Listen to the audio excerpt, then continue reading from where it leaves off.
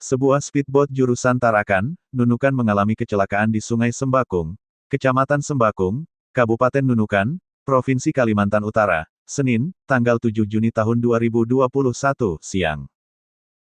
Hingga kini, kecelakaan speedboat SB Rian jurusan Tarakan Nunukan telah memakan 6 korban jiwa, adapun 1 korban hilang masih dalam proses pencarian.